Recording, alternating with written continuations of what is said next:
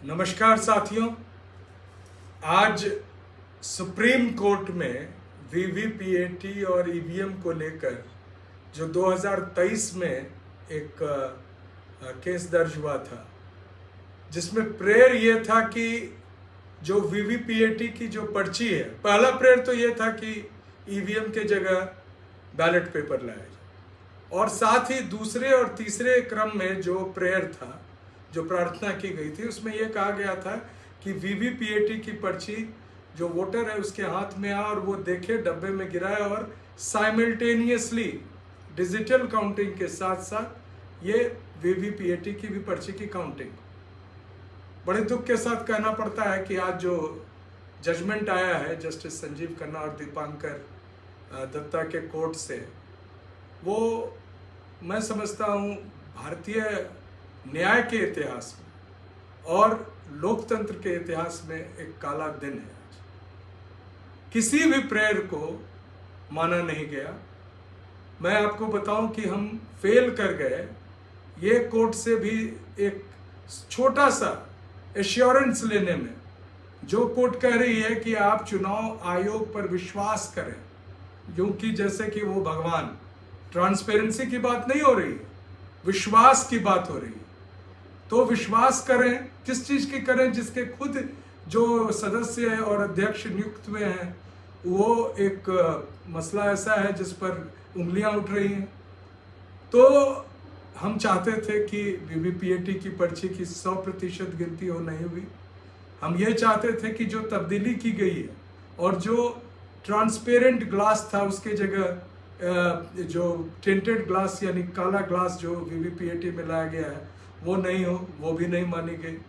ये कहा गया कि जो ग्लास के पीछे लाइट जलती है वो 7 सेकंड के लिए जलती है, उसको बराबर जलते रहना चाहिए, वो भी नहीं मानी गई। इसके साथ साथ ये भी नहीं मानी गई कि उन पर्चियों का मिलान किया जाए। और एक ऐसा जजमेंट है जिसको मैं समझता हूं कि ये जो चुनावी प्रक्रिया है, इसको जितनी इसमें वोटरों के वोट के साथ नाइंसाफी हो, बेईमानी हो, उस पर एक ये मोहर लगाएगा। बहुत ही अजीब तरीके से एक कहा गया कि जो माइक्रोचिप है, देखिए जजमेंट 56 पेज का है, 38 पेज पर तो दोनों जजेस के दस्तखत हैं, बाकी 18 पेज जो है उस पर जस्टिस दीपांकर दत्ता साहब का अकेले का ऑब्जर्वेशन। कुल मिलाकर ये कहा जा रहा है कि जो माइक्रोचिप है उसको जो प्रत्याशी चाहे 145 दिन उसको रखिए और उसके बाद वो जांच कर सके। क्या मिलेगा जांच में?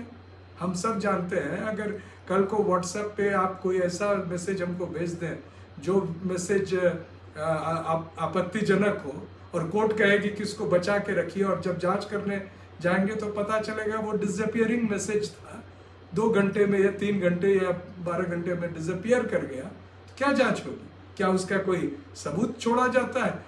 वैज्ञानिक तौर पर जर्मनी के सुप्रीम कोर्ट के जजेस ने माना था कि जब हम इस प्रक्रिया को पूरी तरह न समझ पा रहे हैं और न ही उस पर हम एक मोहर लगा पा रहे हैं कि ये बिल्कुल ही एक तरह से बिना किसी छेड़छाड़ के संभव है, तो जनता और वोटर क्या करेगी? देखिए, मुख्य रूप से लोकतंत्र में किसका विश्वास होना चाहिए? जो वोटर वोट दे रहा है उसका वोट पर विश्वास होना चाहिए। वो वोट पर विश्वास मैं समझता हूँ इस फैसले से जो जनता वोट दे रही है वो उनका विश्वास बना नहीं रहेगा। फिर भी फिलहाल मैं विनती करता हूँ कि जो ये शासन है, भारतीय जनता पार्टी, आरएसएस, अडानी और मोदी साहब का जो ईवीएम सरकार है, उसके खिलाफ बड़ी से बड़ी तादाद में वोटिंग कीजिए, क्योंकि लोकतंत्र तो खतरे में है ही, संविधान भी नहीं बचेगा और ये आखिरी मौका है, पता नहीं आगे क्या होगा। तो इसमें जितना भी संभव हो जनतंत्र को, संविधान को बचाने की कोशिश करें। जय संविधान।